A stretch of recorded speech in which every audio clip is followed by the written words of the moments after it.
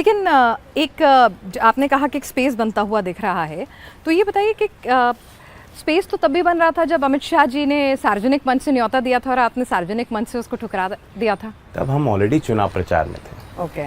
तो एक समय होता है, हम कमिटेड थे, हमने निर्णय ले लिया था, फैसला ले लिया था, उसको उस समय बदलना उचित नहीं था। ये कमिटमेंट से ब्रेकअप कैसे हुआ अखिलेश जी के साथ?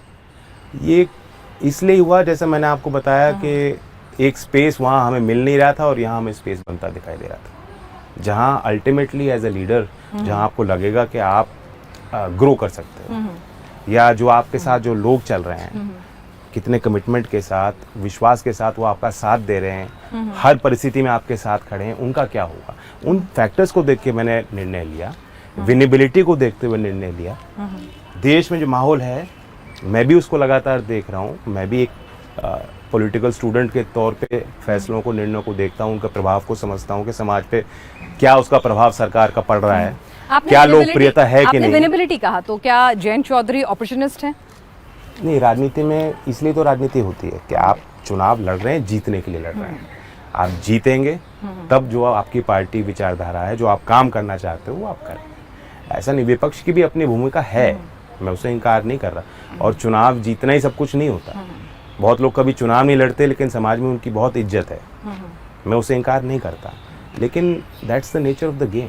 क्या आपको ऐसा लगा कि बहुत ज़्यादा, मतलब अब आप लगातार 2 बार चुनाव, जिस तरह से प्रदर्शन अच्छा नहीं रहा पार्टी का, तो आपको लगा कि भाई अगर इसी तरह से हम लोग सरकार में नहीं रहे हैं तो कहीं ना कहीं हमारी पार्टी की जो राजनीति है, जो पूरी की पूरी अस्तित्व है, वो भी कहीं खतरे में आ सकता है, तो आपको लगा it's better to go with the. पिछले विधानसभा में हम 1 सीट जीत पाए थे, वो विधायक भी हमारा टूट गया था, वो भी छपरौली क्षेत्र का विधायक था, तो वो हमारे साथ नहीं रहे थे।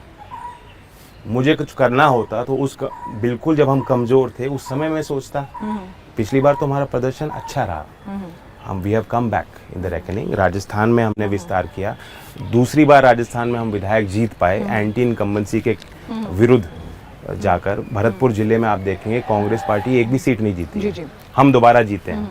और यूपी में भी हमने दोबारा 9 सीट जीती। मतलब जो हमारी स्थिति थी चौधरी अजीत सिंह जी के, जब वो कमान संभाल रहे थे, जो पिछला चुनाव था, वापस उस स्थिति पे हम आ गए थे। ओके। अच्छा, ये बताइए कि अखिलेश जी के साथ क्या हुआ था? मतलब ऐसा क्या वो एक टर्निंग पॉइंट होता है ना, एक पॉइंट आता है जब सब कुछ ठीक चल रहा होता है, या फिर कुछ आप इग्नोर करते हैं कुछ चीज़ों को, और उसके बाद एक पॉइंट आता है कि बस दैट्स इट, अब और नहीं। ठीक डिस्क्राइब किया। ऐसा नहीं कि एक मौका नहीं होता, एक अवसर नहीं होता, एक पल नहीं होता, समय के साथ चीज़ें होती हैं और बिल्डअप होता जा रहा था। और फिर अकेले अखिलेश जी की बात नहीं है, वो इंडिया का हिस्सा है। इंडिया की 2 बैठकों में मैं गया हूँ और मैंने देखा है क्या अटर कन्फ्यूजन और केओस है। कोई विचारों में तालमेल नहीं है, रणनीति नहीं है। नीतीश जी हट गए, उसके बाद मुझे लग रहा था कि और टूट होनी है। उन चीज़ों को मैं देख रहा हूँ ना, और कोई एजेंडा नहीं, कोई जॉइंट मीटिंग नहीं कर पाए। जो दूसरी बैठक पटना के बाद हुई, जिस पहली बैठक में मैं गया था बेंगलुरु में, वहाँ हमने तय किया था कि एक पब्लिक एक्शन होगा। आप कह रहे हैं सिंक नहीं है, मतलब कोई आपस में कुछ सिंक नहीं, अभी भी लड़ रहे हैं। आप देखिए ना क्या हालत है, राज्यों में एक दूसरे के साथ खूब गाली गलौच हो रहा है, लड़ रहे हैं और कह रहे हैं नहीं देश में, हम इंडिया में कहाँ हो। जब आपको जिस राज्य में आप राजनीति कर रहे हो वहीं आप तालमेल नहीं बना पा रहे हो।